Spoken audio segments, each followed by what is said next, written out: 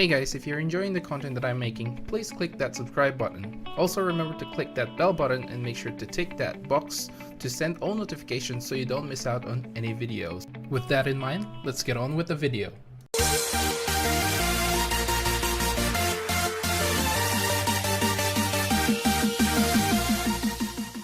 What's up guys, welcome to Monchkinz Gaming, where we take your gaming to the next level. This is Monchkinz logging in to bring you another video on the Dissidia Final Fantasy Opera Omnia.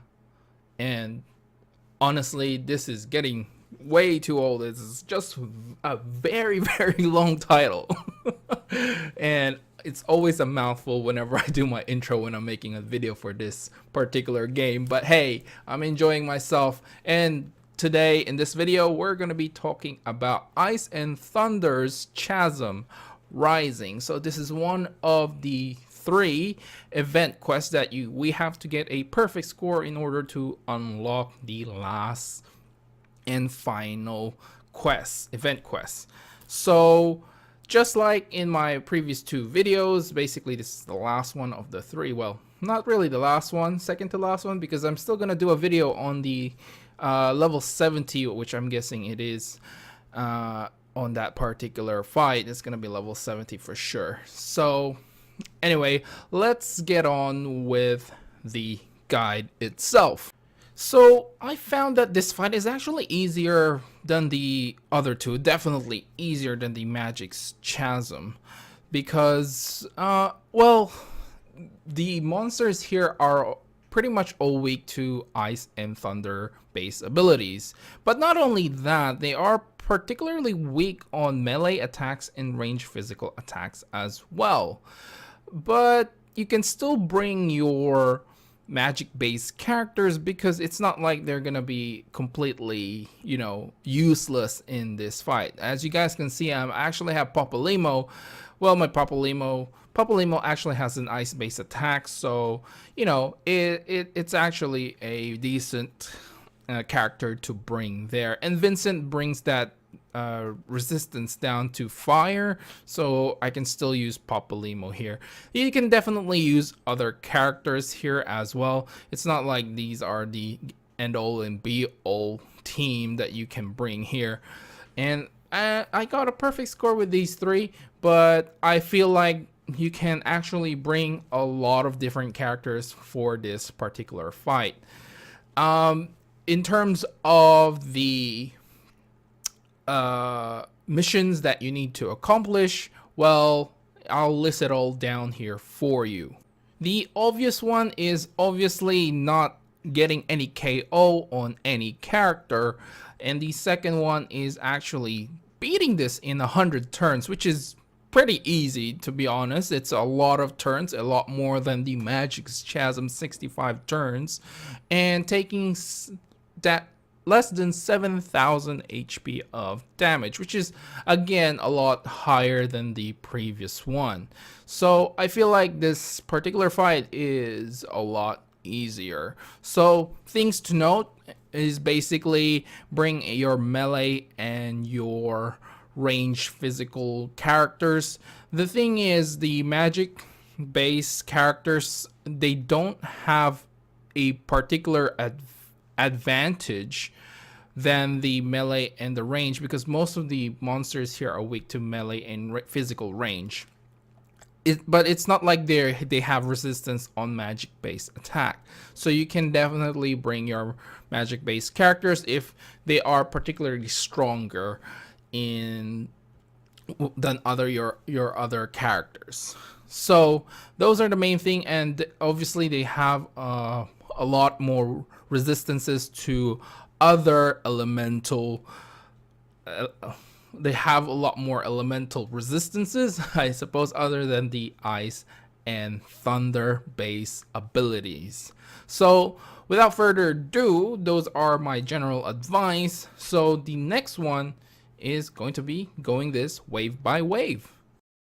Okay, let's start with the first wave, where you fight 2 heretic goblin mages and 1 heretic firebomb. This is pretty easy. It's pretty self-explanatory. I mean, if you guys have seen my old older videos basically on the Powers CHASM and the Magic's CHASM. The basic idea here is making sure that you break the enemies so you don't take any HP damage. At the same time, you have to be able to hit them with HP attacks. So things like lightnings, brave plus HP attacks works very well here, and obviously you can use other characters as well if you want to do a AoE style, and you can bring those characters who have a lot of AoE potential. So in here I just use lightning and Papalimo because basically they can do both, do a brave damage and can do HP attacks. Wave 2 is a flip of it, basically 2 heretic fire bombs and one heretic mage goblin. So essentially it's the same thing. So what we're gonna do is we're gonna move forward and to the third fight. So here we are on the third fight, where you have to fight 2 heretic zoos, which is very, very scary for first timers. And I actually, when I first saw this, I was like, what? We have to fight 2 of these? Are you serious? So anyway, my strategy here is basically taking one down as quick as possible. And the other one I will try, well, I did try to make sure that I will break the other one when they're about to use their turn. So basically what I do is I do my HP attacks or my brave plus HP attacks on one particular zoo, and then I know if my character is able to hit them once with a brave attack, even once, and will break them, I will save the other zoo's brave until it's time for me to attack again. That's basically just general idea. It won't always work, but that's what you have to do to try and avoid getting broken too much in this fight. Basically, Lightning and Papalimo here actually did pretty well because they can do brave and HP attacks. Basically, they will brave damage the opponent and end up doing a ton of HP damage, and then just rinse and repeat. And it's actually not that bad. It can get quite intimidating because they do have Dust Storm, which is a group brave magic attack. They like to do all out attack, I suppose you can say. They just keep using these, but it's either breath or dust storms. But like I said, if they're all doing the all attack, just make sure you have about 1,000 brave points.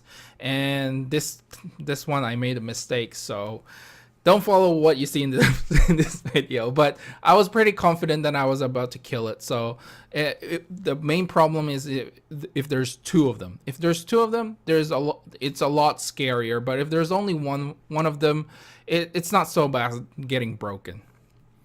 So let's go to wave 4. Wave 4 is basically just 2 bombs. So we're gonna go and skip ahead because they're just 2 bombs. Anyway, let's go. Okay, the last wave for this particular fight is 2 heretic booster machines. And wow, I was dumbfounded when I found out about this. I actually did this in my first go, so it's not too bad. It's not too bad. I was able to do this. So basically, same idea here. Just make sure you have one character to break the other boss, I suppose, boss A, and just kill the other one as you go. It's not too bad. They don't have a lot of HP, and like I said, well, I feel like there's the bosses in these events is actually the easiest part, but the hardest one is like the wave 3 or the wave 1, 2, and 4. Wave 1 and 2 is usually the hardest one for me, to be honest. I did bring a Squall here with me because it is still pretty effective, even though he's not boosted. So the main thing to worry about here is basically when they do their charging ability. The charging ability, basically, the aim here isn't for them not to get to 100%. It's to kill them as quick as possible. And you know, they do have their own self buffs. Like, I believe they can get attack up and speed up as well. If you're not too careful, they can definitely buff themselves out. You can bring a Vanille here. Basically, when you see they're about to boost themselves like completely up, you can sort of use this spell to get rid of their buffs. I mean, it's not essential. As you guys can see in this fight, I actually had a pretty decent run here, and I just feel like it's not that terrible. You can kill them quick enough, but if you can't and you're struggling to just, you know, be able to barely kill them, and their charging is getting out of control, is basically, yeah, you just bring Vanille and you can sort of get rid of all those boosters. And main thing to worry about is Flamethrower as well. It's just their all attack, and once they're finished with their charging, I believe it's a combination of Brave and HP damage throughout the whole group. So just be careful of that. But anyway, guys, I think that's it for this video. Remember to click like, subscribe, and share this video if you find it helpful at all. As always, I'd like to hear from you guys what your strategy is for this fight, and let me know down in the comments below. And follow me on Facebook and on Twitter. This is Monchkinz logging off, and I'll see you guys in the next level.